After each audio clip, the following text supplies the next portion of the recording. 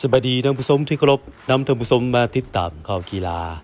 นักกีฬาจูจิตสุลาวได้เพิ่มอีก1เหรียญทองรวมได้ทั้งหมด1เหรียญเงิน3เหรียญทองการเข้าร่วมแข่งขันกีฬาจูจิตสุชิงแชมป์อาเซียน2026ที่ประเทศกัมพูเชียวันที่21หาวันที่23สิงหาคมนี้ซึ่งในมื้อสุดท้ายของการแข่งขันนักกีฬาจูจิตสุทีมชาติลาวได้อีก1เหรียญทองจากนางแป่งแสงมณีหุ่นน้ำหนักบ่เกิน57กิโลประเภทต่อสู้ซึ่งเป็นเหรียญที่2ของน้องในรายการนี้ต่อจากเหรียญเงินหุ่นน้ำหนักบ่เกิน57กิโลประเภทต่อสู้จิวจิตสุหรือเนวาชา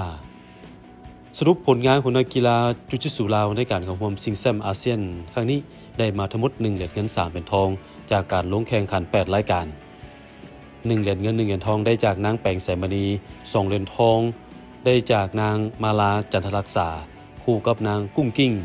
บุตรดาไซประเภทดูโอคู่หญิงและประเภทโชว์คู่หญิงการแข่งขันกีฬาจูจิตสุชิงแชมป์อาเซียนประจำปี2026มีนักกีฬาในภาคพื้นอาเซียนเข้าร่วมชิงชัยรวมมี8ชาติขาดเพียงไทยบรูไนและติมอร์เลสเตมีการชิงชัยทั้งหมด223รายการดังนั้นจูจิตสุลาวส่งนักกีฬาเข้าร่วม5คนจาก8รายการ